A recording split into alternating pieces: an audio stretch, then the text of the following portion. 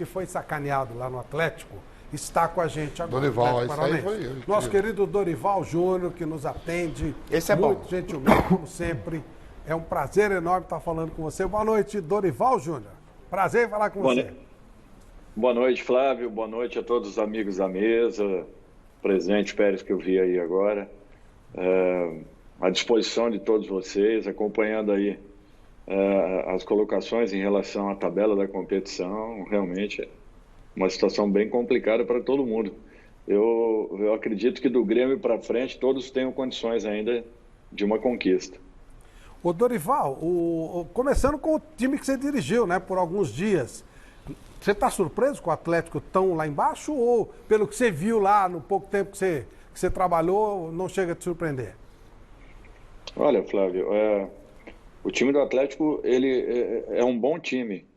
Agora, isso daí já conversávamos internamente. É um time muito jovem, é um time que, teoricamente, jogaria a competição estadual e, em razão da saída de 16 jogadores no início do ano, do final do ano anterior para o início do ano agora, foram 16 baixas, né?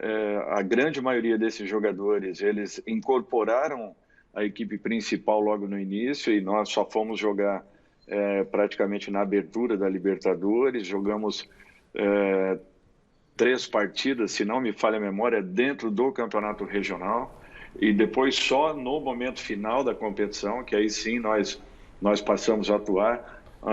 Aí já retornando, né, daquele período da pandemia. Então, para mim me surpreende por quê? Porque o trabalho que é desenvolvido dentro do Atlético é um trabalho muito bom.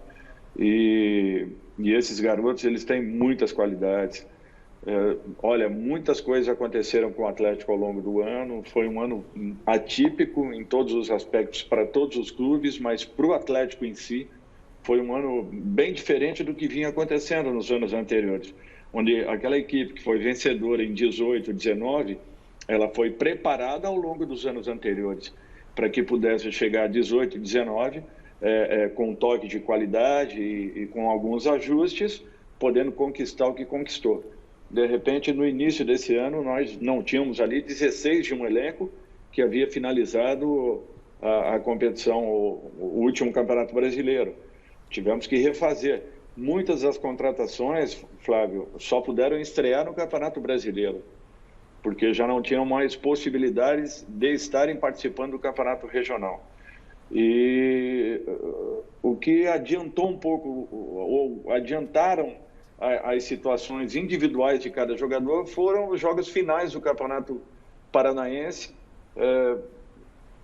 que nós procuramos ali dar uma acelerada em todo o trabalho que vinha sendo desenvolvido. Agora, nós levamos muito tempo trabalhando com apenas 2 jogadores, né, em cada lado do campo, essas coisas todas que vocês acompanharam e que, infelizmente, nós tivemos que respeitar todos os protocolos, né, que foram...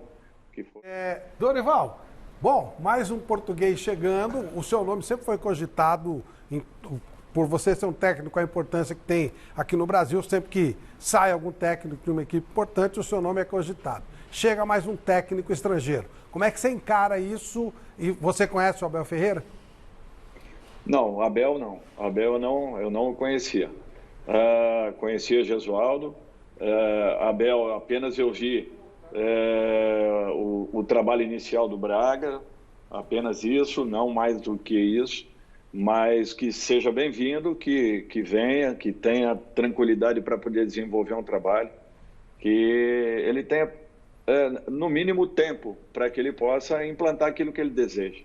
Senão, infelizmente, vai fazer parte das estatísticas como qualquer outro brasileiro. Então, esse é o grande problema que nós atravessamos, que nós enfrentamos. É uma pena, mas é uma constatação, Flávio. Isso daí nós já temos falado aí há algum tempo. O treinador brasileiro, para se segurar em um clube, ele tem que automaticamente estar ganhando a todo momento. Ganhando, que eu falo, é o campeonato regional, se aproximando de uma decisão de Copa do Brasil, Sul-Americana, Libertadores, uma boa campanha dentro do brasileiro. Senão, não adianta, o trabalho é interrompido. É essa ciranda que, para mim, é prejudicial, porque não dá condições nem de vocês avaliarem o nosso trabalho e nem tampouco de desenvolvermos alguma coisa dentro de um... Dorival, boa noite, seja bem-vindo à Mesa Redonda. Recebeu muitas propostas de clubes aí em crise e você pensou, repensou? Qual foi como está o mercado para você e como foram os convites nos últimos meses? Não. Eu tive 2 contatos, na realidade, e que acabaram não finalizando. Nada além disso. Eu fico feliz de, a todo momento, estar sendo ventilado um clube ou outro. Eu acho que isso, para o profissional, é importante. Eu acredito também que continuará acontecendo, como sempre aconteceu na minha vida, na minha carreira. No momento certo, as coisas vão se abrir. Portas se abrirão. Eu espero que possa, nessa retomada, desenvolver um trabalho com o tempo para que as coisas possam aí sim serem mostradas ou não e acontecerem. Porque não adianta, essa ciranda que nós temos atravessado, isso daí é altamente prejudicial. E eu espero que os clubes, percebendo agora tudo que se passa com um ou com o outro, o próprio São Paulo, agora que está dando uma sequência com o Diniz, vocês veem que só o tempo para fazer com que ele possa estar corrigindo, melhorando, acrescentando alguma coisa diferente. E queira ou não, é o clube que pode finalizar o primeiro turno com a liderança da competição. Então, eu acho que essa sequência ela é muito importante. Até para que vocês também possam ter possibilidade de uma avaliação do trabalho de um profissional. Senão não adianta. Eu fico muito feliz em ver o trabalho que o Cuca está desenvolvendo hoje no Santos, o trabalho que o Odair está desenvolvendo no Fluminense, com poucos investimentos e com um ótimo retorno, tirando o máximo de cada atleta, lançando vários jogadores. Eu acho que isso é um fato muito importante. E juntando-se a tudo isso, a vinda de profissionais de fora, para que possam também contribuir com o crescimento do futebol brasileiro, eu acho que isso é um fator importante. Ô Dorival, falou-se muito no Corinthians com você. Um desses contatos foi do Corinthians? Eu não tive nenhum contato, Flávio, com o Corinthians, nenhum. Muita gente me ligou, setoristas de dentro do Corinthians, mas eu sempre fui muito, muito sincero com... Eu tive três oportunidades de ir para o Corinthians, nas 3 delas, coincidentemente, eu estava no Santos, e nunca tomei uma posição estando com um contrato assinado com um clube. Jamais faria isso. Então, foram essas 3 oportunidades lá atrás ainda que eu tive de ter assim, uma aproximação com o Corinthians. Dessa vez, muita gente falou muita coisa, mas em momento nenhum aconteceu. Ô Vampeta, trabalhou com o Dorival, ou como jogador, ou como técnico? Não. Boa noite, Dorival. Professor, boa noite, Vampeta. Boa noite. Mas você acompanha a carreira, né? Torço, né? A gente torce por alguns amigos, né? Tem isso também de torcer, né? Quando você gosta de gente, a gente gosta... Não é que a gente torça contra alguns. Às vezes a gente torce até por um jogo, que você tem um carisma maior pelo time do que pelo outro. Mas assim, o que eu acho que aconteceu com o professor? Foi campeão estadual pelo Atlético Paranaense, que tem uma das maiores estruturas do futebol brasileiro. Aí você tem o Paulo André como diretor que, alguns anos atrás, pregava bom senso, e ia, encontrava com o presidente da República, e aí o Dorival pega nessa coronavírus aí e a sua comissão técnica. Quando volta, é demitido, né? Com um jogador que era outro dia estava liderando aí esse negócio de bom senso, e a gente vê o Raí tomando pancada porque segura o Diniz, e agora o Paulo André foi demitido também, do Atlético Paranaense. E quando a gente começa a ver essas coisas, tem clube que a gente tem, apesar de não jogar, tem um carinho pela estrutura, pela estrutura de trabalho que dá para os seus profissionais, aí você começa a torcer contra. Por isso você vê que onde está o Atlético Paranaense nessa situação. O Dorival é muito elegante, não vai falar aqui, não vai tirar pedra, que daqui a pouco ele pode estar lá de novo no Atlético Paranaense, mas que foi uma puta de uma sacanagem foi que fizeram com ele. E a incoerência, se me permitem, é que o Atlético tinha um projeto profissional, de E o marketing. Atlético tem uma estrutura forte. De mesmo. levar. Um dos melhores, Não, e um dos do objetivos do Atlético Paranaense era ser campeão do mundo em 5 anos, que daria 2023. Aí a gente vê o que foi feito com ele. Que, Pois é um absurdo. Aí com ele, com o Ney Franco, que subiu com o Goiás. É um absurdo o que está acontecendo. Então, Dorival, tem o teu caso, que foi realmente um choque, uma coisa absurda. E aí, por que nós chegamos nesse estágio de 6, 7 jogos, até com certa comodidade, o dirigente demite. E aí entra o Dorival, entra o Ney Franco, entra o Anderson Moreira, enfim, o Adilson Batista, tanta gente que a gente sabe que estuda, que trabalha, que tem família, que tem projeto de vida, e esse pessoal não consegue desenvolver um trabalho aqui no Brasil. Por que chegamos a esse estágio? Olha, Flávio, nós fazemos parte de uma estatística. A partir do momento que nós assinamos um contrato com o clube, você tem que gerar resultados no dia seguinte. E você sabe muito bem que futebol não é assim. O Vampeta sabe que tem momentos, Vampeta, Miller estão aí, jogaram há quanto tempo em grandes clubes, em seleções, as dificuldades que você tem, às vezes, com craques na sua equipe para organizar tudo isso, para alcançar um padrão. Tem momentos em que você vai ter ali 2 ou 3 jogadores que não estão no mesmo nível, vai ter que dar um tempo para esses jogadores, vai ter que reposicioná-los, de repente lesões que acontecem, situações assim que você convive naturalmente, como hoje tem acontecido. São Paulo fez um grande resultado lá com o Flamengo hoje. O Flamengo está fazendo 9 jogos em 26 dias, se não me falha a memória. Então, 10 jogos. É isso, não é? 10 jogos em 28 dias. Exatamente. Para vocês verem os absurdos que nós passamos com o futebol brasileiro.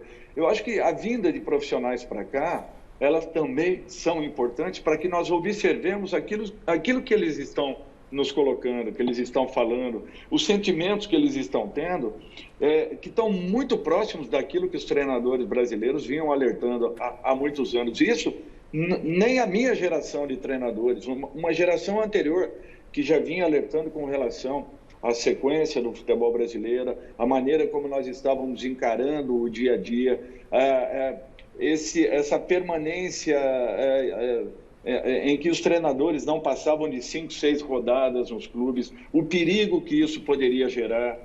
Então isso daí vinha sendo abordado. E agora, de repente, o Domi, que é um cara muito consciente, a gente percebe, um cara fácil de transitar, um cara que está aqui para ocupar, logicamente, o seu espaço, mas respeitando tudo à sua volta. Eu acho que isso é um fato importante e nós temos que reconhecer e apoiar um profissional como esse. E ele tem nos mostrado muitos pontos nesse sentido. A qualidade dos nossos gramados, a sequência dos nossos jogos, a perda dos nossos profissionais, dos nossos atletas muito cedo. E o principal, o treinador brasileiro sendo questionado a cada resultado, a cada dia, praticamente em uma semana vira a situação. Só para vocês terem uma ideia, nós ganhamos o campeonato no dia 5 de agosto.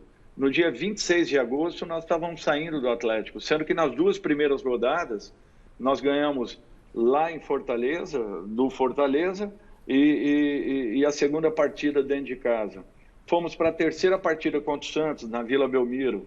Um jogo que estava todo ele equilibrado, um jogo normal, e de repente perdemos o jogo. Nós tivemos 3 derrotas por 1-0, sendo que nas 3 derrotas nós criamos mais do que o adversário, nós tivemos muito mais posse do que o adversário, mais posse com criação, e de repente esses dados não são levados a sério, entendeu, Flávio? Então, são situações em que se avalia o resultado, não se avalia o trabalho. E um trabalho de reformulação, ele não gera resultados do dia para a noite. Me desculpem, mas são vários pontos que têm acontecido e que têm, infelizmente, tirado a possibilidade dos profissionais no Brasil poderem desenvolver um trabalho. Quando se fala, olha, vamos avaliar o trabalho de um profissional, avaliar com uma semana, com um mês, com 3 meses de trabalho, é impossível isso. Me desculpem, mas nós tínhamos que mudar um pouco esse contexto. Miller, professor Dorival Júnior. A mesma pergunta, você trabalhou com ele em algum momento, jogou contra? Não, Flavito, boa noite, Dorival. Eu não tive o privilégio de trabalhar com o Dorival, nós só acompanho a sua carreira de treinador há muito tempo, né, vitoriosa, né? O Dorival, ele é uma pessoa muito de um caráter, né, irretocável, né? Tem uma família muito abençoada, né? Eu desejo toda a sorte do mundo e saúde para sua família. Dorival, como é que você vê o treinador estrangeiro no nosso país? E se você espera que eles deixem lá na frente alguma herança bendita, porque os lá de trás, né? Os lá de trás deixaram heranças malditas pra gente, né? O que você espera desses treinadores estrangeiros daqui para frente? O que eles podem deixar de bom para nós? Eu sou suspeito, porque eu acho que o Sampaoli é o melhor treinador do futebol brasileiro estrangeiro, tirando o Jesus, que já foi embora. Mas o que você espera dos estrangeiros, Dorival, daqui para frente, que eles podem deixar de positivo para nós? Olha, Emília, eu acho que todo profissional ele pode acrescentar em qualquer área de atuação. Não vou mentir para vocês, nós ficamos durante anos e anos também parados no tempo e no espaço. Porém, o treinador brasileiro, ele sempre se preocupou, ele sempre se reinventou, ele sempre estava atento a todas as mudanças que estão acontecendo no futebol. Para que você implante uma mudança, você demanda tempo. Tempo demanda muito trabalho, a vivência, a experiência. Olha, eu vou citar uma situação particular minha. Meus últimos 2 anos no Santos, tá? Nós chegamos lá, o Santos estava numa zona de rebaixamento, 19º colocado do campeonato em 2015. No final do ano, nós estávamos jogando as finais da Copa do Brasil com o Palmeiras, a decisão. No ano seguinte, nós ganhamos o Campeonato Paulista, fomos vice-campeões brasileiros, com um nível de investimento mínimo, perdendo um dos principais jogadores naquele ano, no meio do ano, Gabriel, que era o nosso segundo artilheiro, juntamente com o Ricardo Oliveira, perdendo 3 jogadores para a seleção olímpica por mais de 60 dias, Gabigol, Thiago Maia e o Zeca, e perdendo 3 jogadores para a seleção brasileira que jogou a Copa América Centenária dos Estados Unidos por 45 dias. O mesmo Gabriel, o Lucas Lima e o Ricardo Oliveira, que acabou não indo por uma lesão, em cima da convocação. O mesmo período que eles ficaram na seleção, 45 dias, foi o tempo que o Ricardo levou para uma recuperação. Dentro disso daí, nós perdemos os 2 zagueiros, o Luiz Felipe e o Gustavo Henrique, com lesões no joelho. Isso em julho, de junho para julho. Então, assim, com tudo aquilo, essa equipe foi vice-campeã brasileira. Investimento, quase nada. Se eu tivesse a bênção que o presidente Pérez proporcionou ao Sampaoli, que é um excepcional treinador, era um dos que eu gostaria um dia de poder sentar, bater um papo, conversar. Isso eu falava ao Valdívia, quando dirigiu o Palmeiras, que era um treinador que eu gostava de ver, porque se assemelhava muito com o tipo de trabalho que a gente desenvolvia. Se nós tivéssemos a possibilidade, aquele ano no Santos, de termos o nível de investimento que o presidente proporcionou ao Sampaoli, eu não tenho dúvidas que o Santos poderia, aquele ano, ter sido e brigado diretamente, ainda mais direto, de uma forma mais direta com o próprio Palmeiras. Porque nós jogamos a Copa do Brasil, jogamos o Campeonato Paulista e jogamos o Campeonato Brasileiro numa briga direta com Palmeiras e Flamengo. E o Santos, em termos de investimento, foi feito um investimento na base. A base do Santos é que ainda proporcionou ao longo de todos esses anos um retorno de quase 300 milhões pelos jogadores que foram vendidos com aquela safra que foi alçada da base para cima. Então, assim, eu acho que é muito importante a presença dos profissionais e nós temos que respeitar o tempo e o espaço de cada um deles. Mas, acima de tudo, também darmos esse mesmo tempo aos profissionais no Brasil, para que você possa, aí sim, ter um processo de avaliação correto em cima do trabalho de cada um.